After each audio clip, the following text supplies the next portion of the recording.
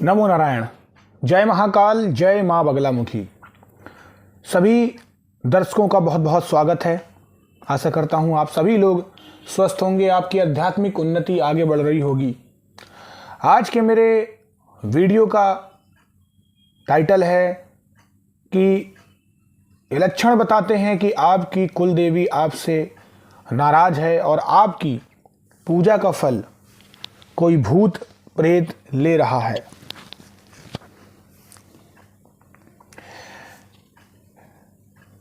देखिए, कुल देवी देवता कौन है, जब तक इस बारे में आप नहीं जानेंगे तो ये वीडियो को समझना थोड़ा सा मुश्किल होगा।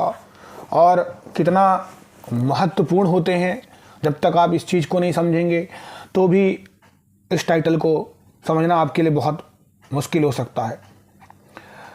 कुल देवी और कुल देवता वो देवता होते हैं जिन्हें हमारे पूर्वज यानी हमारे दादा दादी, नाना नानी और उनके भी दादा परदादा पूजते आ रहे होते हैं। यहाँ पर इष्ट देव और कुल देवी देवता में अंतर होता है, क्योंकि इष्ट देव वो भगवान होते हैं जिन्हें हम पूजते हैं और कुल देवी देवता जिसे हमारे बड़े बूढ़े। आजकल के समय में लोग गांवों से निकलकर शहर की ओर आ गए हैं और वहाँ पर अपने जॉब और व्यापार के कारण अपने कुल देवी देवता की तरफ ध्यान देना भूल गए हैं, अपने में ही खो गए हैं। हमारे जो पूर्वज होते थे वो कुल देवी की साधना पूजा बिल्कुल दैनिक दिनचर्या की तरह निभाते थे।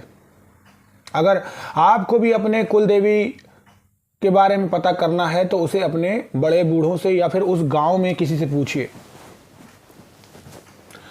यही वो कुल देवी हैं जो आपको आपके इष्ट से मिलवाती हैं। अगर ये नाराज हुई तो आपकी आवाज़ कभी भी आपके इष्ट तक नहीं पहुंच पाएगी और इनके नाराज होने से आपके पितृ भी नाराज हो जाते हैं, क्योंकि ये इन्हें पूजते आ रहे होते हैं। एक तरीके से देखा जाए तो ये कड़ी है जो आपके इष्ट से आपको जोड़ती है, इसलिए इन्हें मनाना बहुत ज़रूरी होता है। और ये आपके पूजा का फल ईश्वर को नहीं लेने देती हैं। इसका उदाहरण मैं आपको समझाता हूँ। सबसे पहला, खूब सारी आप पूजा पाठ कर लें फिर भी ईश्वर आपकी नहीं सुन रहा। खूब सारी पूजा पाठ कर ली फिर भी सब अच्छा होने की जगह बिगड़ता जा रहा है। अब सबसे इंपॉर्टेंट बात आती है कि जब ईश्वर तक आपका प्रसाद जो है वो पहुंच ही नहीं रहा है तो प्रसाद को ले कौन रहा है? ये सबसे इंपॉर्टेंट बात है। पहला शीर्षक समझते हैं कि खूब सारी पूजा पाठ कर ली फिर भी ईश्वर नहीं सुन रहा। इसका आंसर है, जब आपसे आपका देवता, आपकी देवी ही नाराज है, जो कि आपके पूजा पाठ का आधार स्तंभ है, तो भला वो आपकी बात आपके इष्ट तक कैसे पहुंचने देगा या देगी? तो इससे आपको पूजा पाठ का फल नहीं मिलता है। दूसरा पॉइंट आता है, खूब सारी पूजा पाठ कर ली परंतु सब कुछ अच्छा होने की जगह बिगड़ता चला गया, क्योंकि आपकी पूजा का फल कोई और ले रहा है और जो भी है वो नकारात्मक शक्ति है, क्योंकि उसे तो फिर आपके भोग से मतलब है ना, और आपको दुख देने से मतलब है। उसे आपको सुख मिले या ना मिले उससे क्या मतलब है?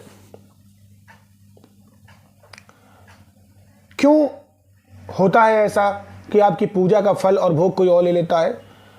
देखिए, इसको हम कुछ पॉइंट से समझते हैं। सबसे पहला कारण होता है, अपने कुल देवी देवता को हम भूल जाते हैं, जिससे आपके घर के इर्द गिर्द जो सुरक्षा चक्र होता है, जो सुरक्षा घेरा होता है, वो टूट जाता है। दूसरा, उस घर में पूजा पाठ ना होना, जिससे नकारात्मक शक्ति आ जाती है घर में। तीसरा पॉइंट है कि पहले पूजा पाठ होती थी परंतु फिर बंद कर दी गई।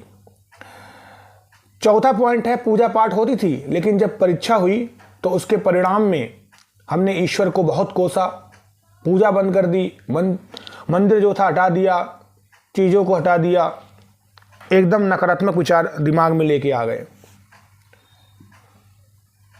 पांचवा पॉइंट होता है कि किसी भी मंत्र को यूं ही उठा लिया, कहीं से भी, कोई भी सोशल मीडिया से उठाया, जपना चालू हुआ और उसके बाद गुरु को धारण भी नहीं किया, गुरु से उसके अर्थ को भी नहीं समझा, वो पूर्ण है कि नहीं है, वो मंत्र में त्रुटि तो नहीं है, उसको नहीं समझा, चालू हो गए। एक बात याद रखिएगा, अगर आपकी कुल देवी देवता यानी आपके पूर्वज आपसे खुश हैं और आप अपने इस साइकिल को, इस चक्र को निभाते चले आ रहे हैं, तो फिर आप देख लीजिए कि आपके घर परिवार में, आपके सारे आगे आने वाले कुलों में हमेशा कल्याण ही होगा।